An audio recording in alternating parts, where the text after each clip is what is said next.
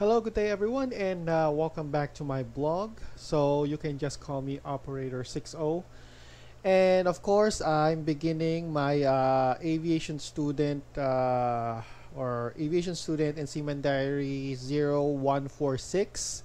And of course, for security purposes, I will be speaking on my local language here as a Filipino, which is Tagalog. So for security and of course, uh, for security and what do you call this? Yeah, sorry, sorry, I have a problem movement with that. Anyway, I'm speaking now on my local language or my local ethnic language, which is Tagalog, for privacy and security. And there. So let's begin. So as you can see, sa ngayon, nakikita nyo, medyo bago ako ng format sa aking, what do you call this? Bago ako ng format sa aking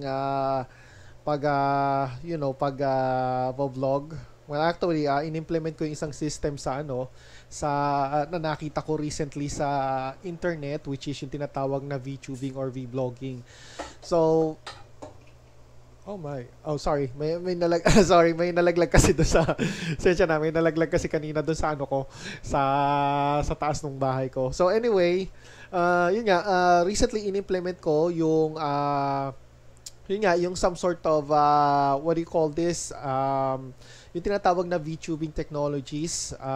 Now, the main reason kaya ko in-implement to is because for security and privacy reasons na rin. And at the same time, for convenience, I'll be honest, kasi, medyo mahirap na lagi ako nagko-cosplay every time na magva-vlog ako na about something. So, syempre, if you notice na nagva-vlog ako almost almost about everything, pero nakikita nyo na nagko-costume ako and nagmamaskara ako. And I'll be honest, medyo mahirap kasi medyo it takes some time of preparation. Hindi katulad nito na pag inadapt ko tong VTubing na technology na to, simply I'll just have yung laptop ko lang and a few extra mouse clicks and that's it. Hindi ko na kailangan na mag-props. Although, yun nga, like I said, hindi ko pa rin i-phased out yung tinatawag nating live 3D na videos ko. I still have to live 3 videos. And, like I said, I would just like to clarify na hindi ko rin, it's a part of my, ko talaga, pag nagvo-vlog ako na hindi pwede talaga makita ang muka. That's it. So anyway, sa akin naman kasi, kaya nga ako I'd like to repeat, I'm adapting this from this point forward na baka mag-adapt ako ng virtual, avatar every time na magva-vlog ako. So, yun, I think okay naman siya. Probably, I'll be honest, as you can see naman na mukhang successful naman yung vlogging ko. Hindi naman successful pero mukhang functional naman. It took me, I don't know, 2 to 3 weeks now na pinag-aaralan yung how to mag VTubing, to be honest. And na-realize ko din pala na napakarami pala nilang tools para makapag VTubing. Pero yun nga, kailangan may learning curve na kailangan matutunan mo to. There are a number of programs na ginagamit ko para sa isang specific na, sa isang specific na actions. Now, for example, itong model na ginagamit ko, this is more like a model na ginamit ko from VStudio. And okay naman siya, as you can see. So, mostly lahat naman ang ginagamit ko dito to avoid any copyright issues din. I'm using, Creative Commons na rin. So, para hindi iwas sa, medyo iwas na, what do you call this? Iwas copyright strike. Yeah, sorry about that. So, yung medyo movement ko, medyo stiff pa kasi I'm still learning a lot of things regarding sa VTubing, especially animation. And I'll be honest, napakahirap pala siya. Para siyang paano ko masasabi?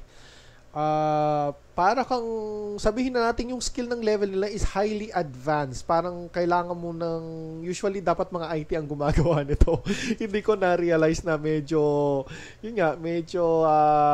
difficult pala siya in some extent.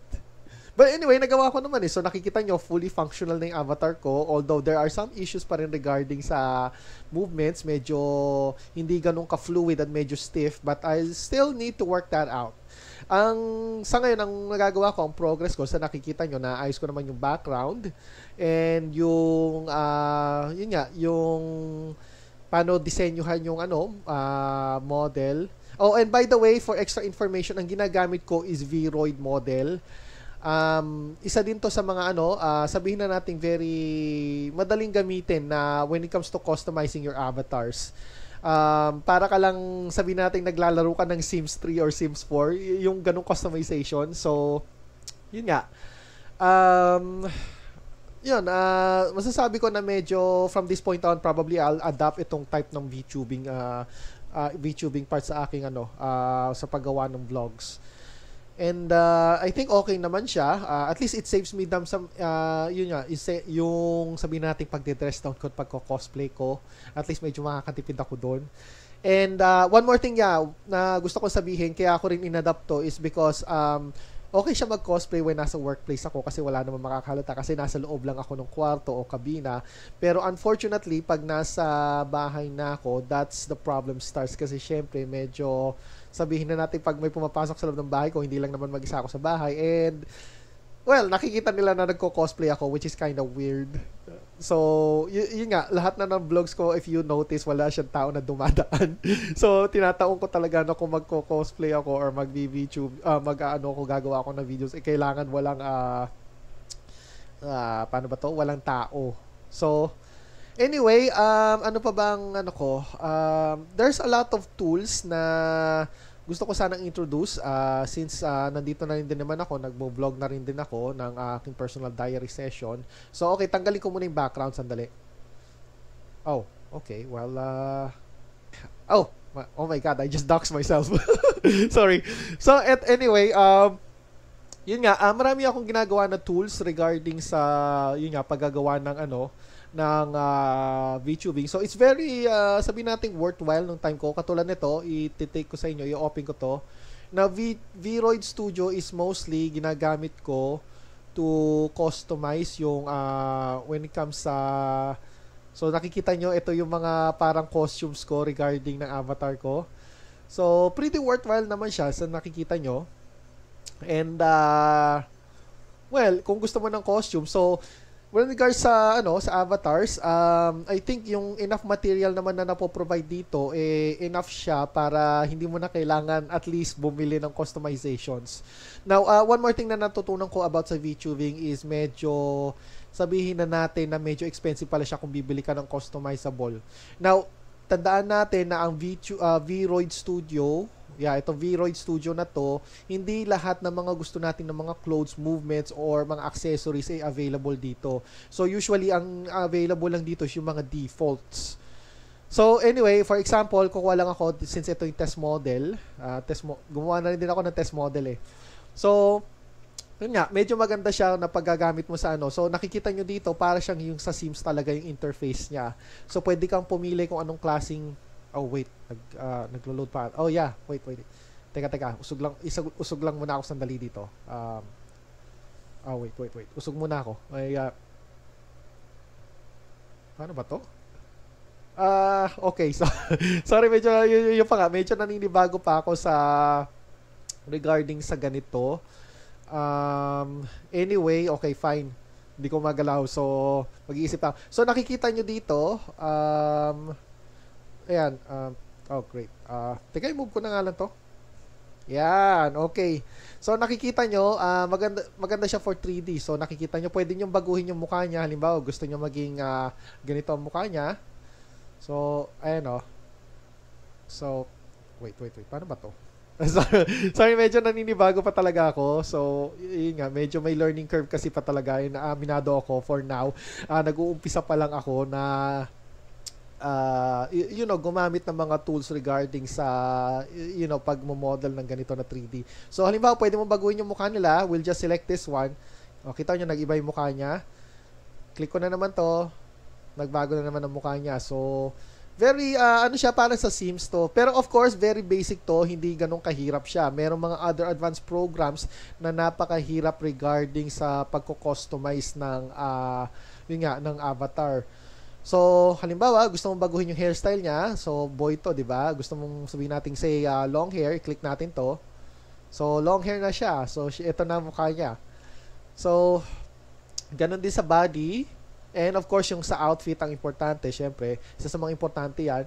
So, kung gusto mo na medyo fantasy type, pwede kang click natin to. Ito nasa likod ko. See?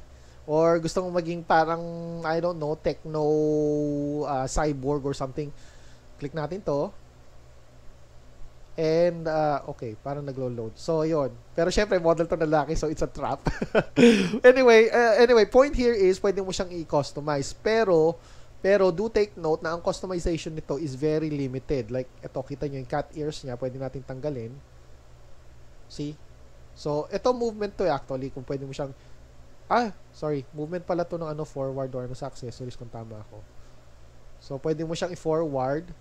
Yan, pwede mo siyang i-back.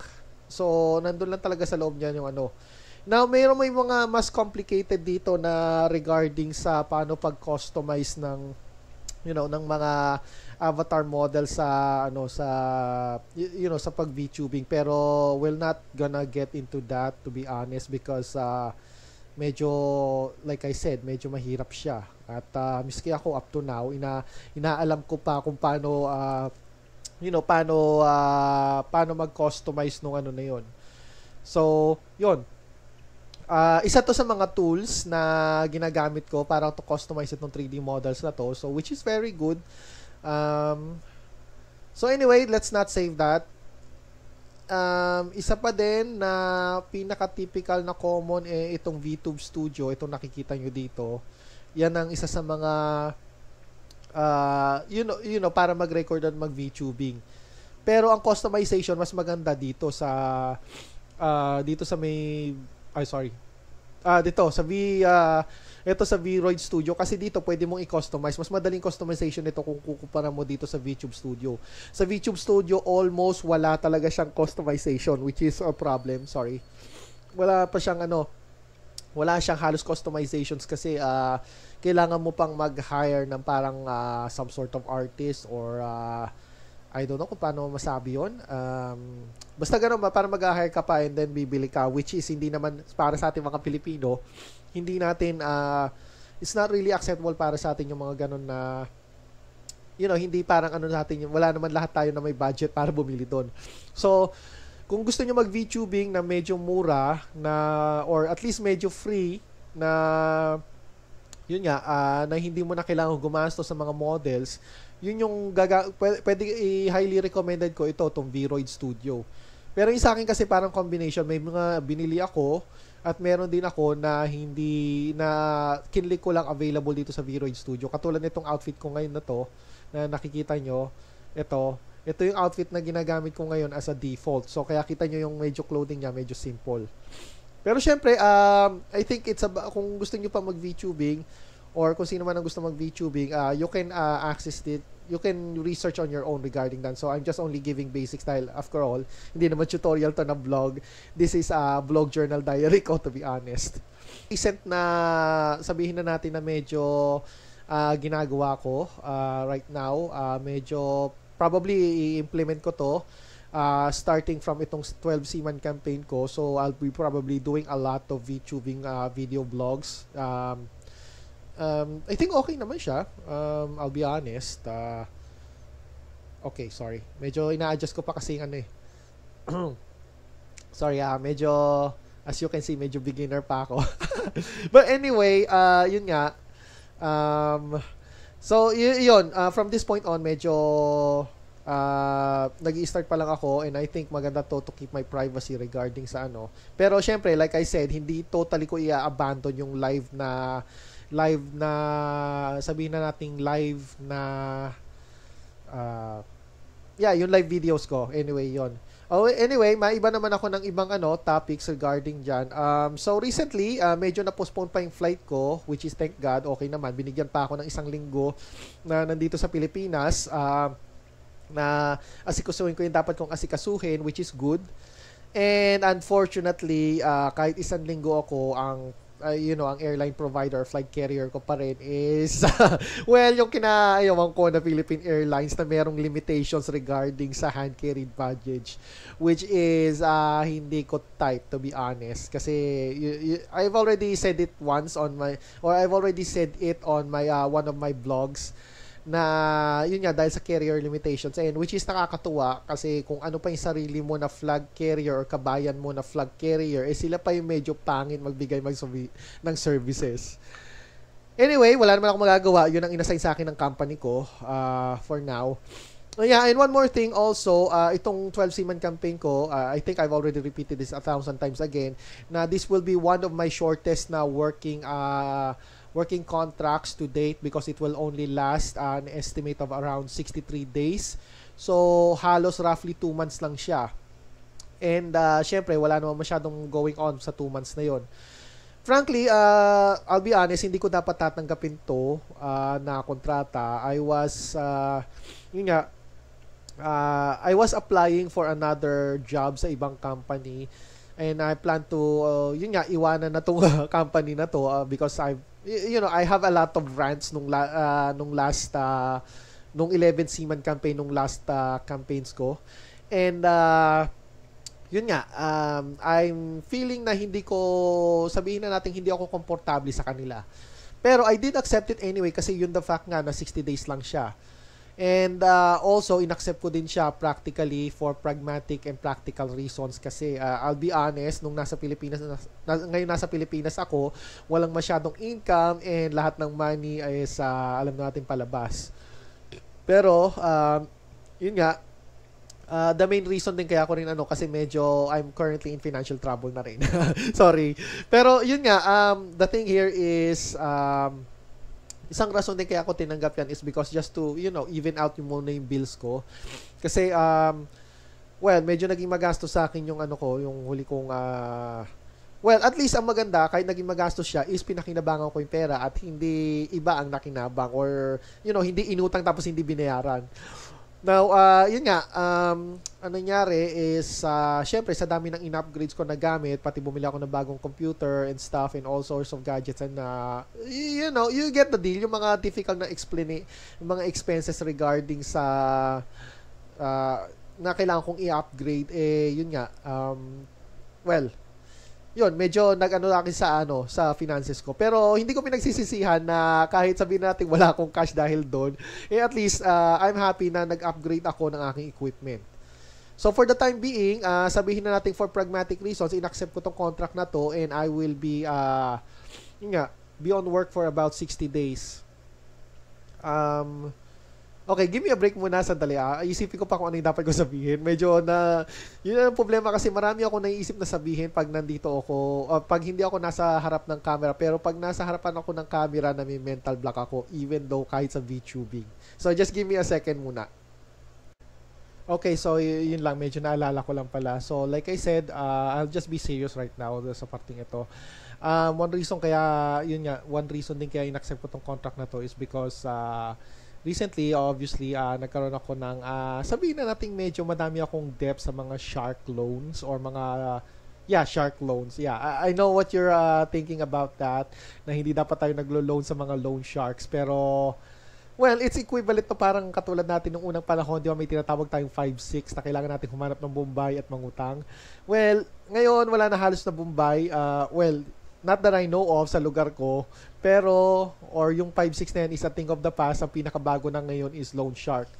I know, hindi maganda ang nag-aano ng loan shark. There are risks regarding sa paano magbabaro ng monies and credits and paano pag-ano sa loan sharks. Una sa lahat, like I said, ang loan sharks ay very predatory in nature kasi ang kanilang interest rates is as high as 32%, which is very predatory practice. Ang 5-6 nga lang, 20% lang ang nila eh. So, it's a bit higher. Pero, ang okay naman sa kanila is, of course, business is business naman. Nagpapalit naman sila ng money as long as nag-background check sila and such. And as long as naman marunong tayo magbayad, and okay naman yun. I guess hindi ako mapapatrouble. Magbayad, of course, ng on time. Now, yung iba, to be honest, i-add ko na rin yung special opinion. Yung iba kasi kaya nagkakaroon ng problema din sa, kung titingnan mo sa mga lendings is because, yun nga, hindi kasi sila marunong magbayad eh. Honestly, hindi rin sila harassing kung hindi dapat sila, kung marunong sila magbayad to begin with. Kasi although kahit ano man ang sitwasyon, it's a business transactions and business is still business. Anyway, on my case, yun siguro din magiging ano ko, number one objectives ko, kaya kailangan ko rin na sumakay ng barko at magtrabaho. And honestly, hindi ako happy na na-delay din in some extent kahit I'm both happy at hindi happy na na-delay yung sakay ko ng barko. Happy in the sense I have more time na yun nga tapusin ko yung dapat kong tapusin, katulad nito gumawa pa ako ng mga videos and vlogs regarding sa sa YouTube. And unhappy din in case in the sense na on my financial matters medyo drain na ang wallet ko. And sabihin na natin medyo malaki-laki yung ano ko, yun nga, medyo malaki yung sabihin na natin credits ko na kailangan kong bayaran. So, yun nga. Well, anyway, I guess yun lang muna na ang masasabi ko regarding sa aking blog diary session for now. And well, I'll be active of course on my blog journal sessions and regarding sa mga work experience ko sa barko. So, again, this is Operator 60. Have a great day, everyone, and see you on my next, next blog journal session. So, bye-bye for now. Bye-bye. See ya.